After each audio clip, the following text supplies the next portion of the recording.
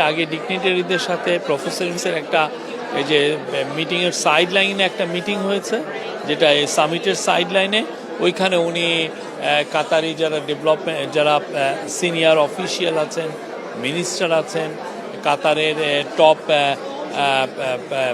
ডিগনিটারি যারা আছেন তাদের সাথে কথা হয়েছে। এবং বিদেশের থেকে অনেকে আসছেন, অনেকে মিনিস্টার আসছেন, যারা ডিগনিটারি এখানে আসেন তাদের সাথে ওনার একটা প্রথম দিকে একটা মিটিং হয়ে গেছে, যেটা ছবি আপনারা দেখেছেন যে আমরা শেয়ার করেছি।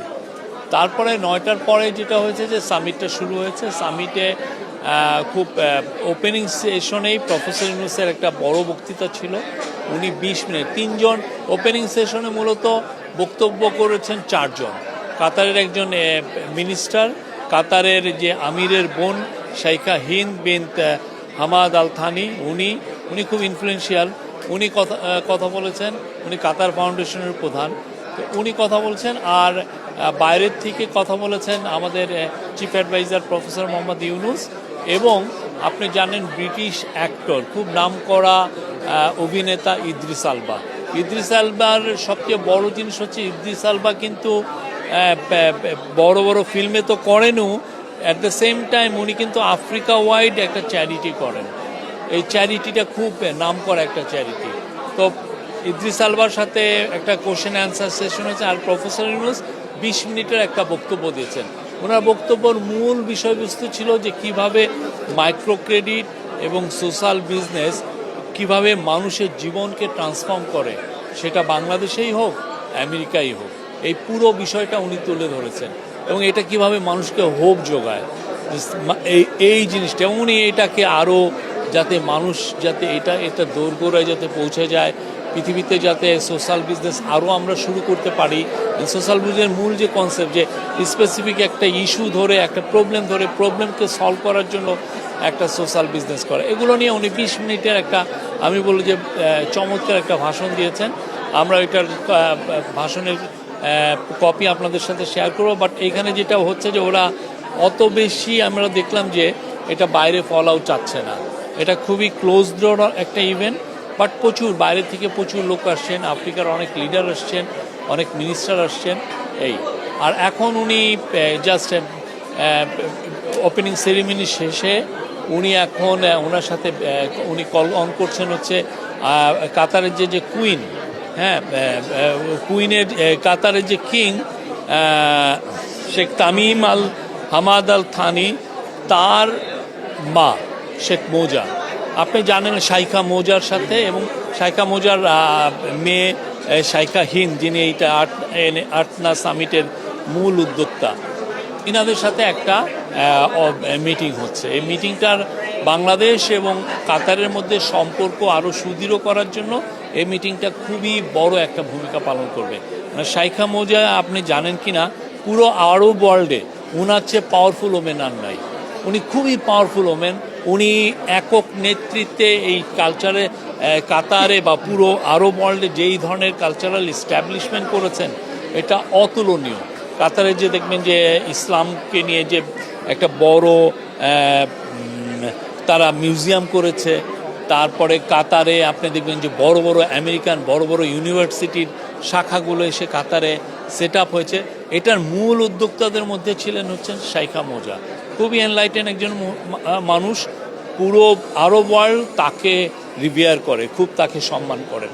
তো আজকের এই মিটিংটা আমরা মনে করছি যে কাতার আর বাংলাদেশের মধ্যে যে দ্বিপাক্ষিক যে ইস্যুগুলো আছে, যেগুলো নিয়ে আমরা বলছি, সেটা নিয়ে আমরা অনেক আরও এটা উত্তরোত্তর আরও সামনের দিকে আরও আমাদের বৃদ্ধি পাবে, এবং এটা আমাদের, আমি মনে করব যে আমাদের সুদৃঢ় হবে আমাদের ইয়েটা। এই মিটিংটা খুব ইম্পর্টেন্ট ছিল। আরেকটা সুখবর আপনাদেরকে দেই, সেটা হচ্ছে যে আপনারা জানেন বাংলাদেশের সোলজাররা কুয়েতে কিন্তু অনেক বছর ধরে তারা এসে ডিউটি করছেন, সেই গালফ ওয়ারের সময় থেকে। কাতার আমাদেরকে জানিয়েছে তারা বাংলাদেশের থেকে 725 জন সোলজার নেবে। এটা পার্মানেন্টলি প্রতি 3 বছর পর পর এই যে এরা একটা ব্যাচ আসবে 3 বছর, তারপরে আবার এবং আমরা চাচ্ছি যে এই নাম্বারটা যাতে আরও বেড়ে 1600 বা আরও বেশি করা যায়। এবং এটা আমাদেরকে জানিয়েছে আমাদের যে মিলিটারি সেক্রেটারি, উনি বললেন।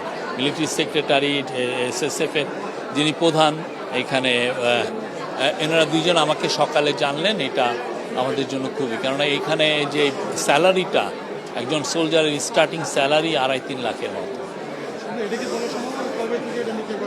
এটা 2 মাসের মধ্যে আমরা পাঠাতে পারবো, আমরা আশা করছি। এবং সামনে আমরা আরও তো অনেকগুলো ইস্যু আছে। কাতারে আমরা আরও বেশি শ্রমিক পাঠাতে চাই। তার কাতারের সাথে আমাদের আজকে আরেকটা বড় মিটিং হচ্ছে, কাতারের এনার্জি মিনিস্টারের সাথে আমাদের একটা বড় মিটিং হবে। সেখানে চিফ অ্যাডভাইজার নেতৃত্ব দিবেন। সেখানে আমাদের যে energy adviser doctor Fouzul Kabir Khan, উনি থাকবেন। আমাদের এনার্জি সেক্রেটারি আছেন। কাতার হচ্ছে পৃথিবীতে LNGর জন্য নাম্বার 1 কান্ট্রি। তো কাতারের থেকে আমরা যাতে LNGতে, কাতারের সাথে আমাদের অলরেডি একটা এগ্রিমেন্ট আছে, এটা লং টার্ম এগ্রিমেন্ট, কিন্তু আমরা চাচ্ছি আরও অনেক বেশি LNG আনতে। কেন আমরা আনতে চাচ্ছি? বিকজ প্রচুর বিদেশি ইনভেস্টর আমাদেরকে জানাচ্ছে যে তারা বাংলাদেশে ইনভেস্ট করতে চায়। এবং আপনি এনার্জি মিনিস্টার অ্যাডভাইজার আমাকে নিজে বলেছেন যে 600 দেশি কোম্পানি, 600 যারা বাংলাদেশে অলরেডি আছে, দেশি এবং মাল্টিনেশনাল, তারাই অলরেডি নতুন গ্যাস পাওয়ার লাইন ধরেছে। তো আমাদেরকে তো এদেরকে গ্যাসটাকে সরবরাহ করতে পারবে। আর আমাদের নিজস্ব যেটা গ্যাস, সেটা তো ডিপ্লিটিং, এটা কমে যাচ্ছে, যেটা আমরা ইয়ের থেকে পেতাম আমাদের অনশোর বা অফশোরের এক্সপ্লোরেশন করে। তো আমরা চাচ্ছি যে কাতারের সাথে আমাদের সম্পর্কটা আরও সুদৃঢ় হলে আমরা যদি LNG আরও বেটার প্রাইসে পাই, হোয়াই নট। আমরা এই বিষয়ে কাতারের সাথে আমাদের খুব ভালো হবে। কাতারের কাছে আপনি জানেন পতিত স্বৈরাচার প্রচুর টাকা রেখে গেছিলেন, কয়েকশো মিলিয়ন ডলার কাতারের দেনা তারা দেননি। এবং এতে যেটা হচ্ছে যে কাতারের সাথে এক ধরনের দূরত্ব তৈরি হওয়ার সম্ভাবনা দেখা গিয়েছিল। আমাদের গভর্নমেন্ট এসে পুরো টাকাটা দেওয়ার আমরা মুভ নিয়েছি। এখন বোধহয় 37 মিলিয়ন ডলার আছে। কালকে বা এই সপ্তাহের মধ্যে পুরো টাকাটা পে অফ করা হবে।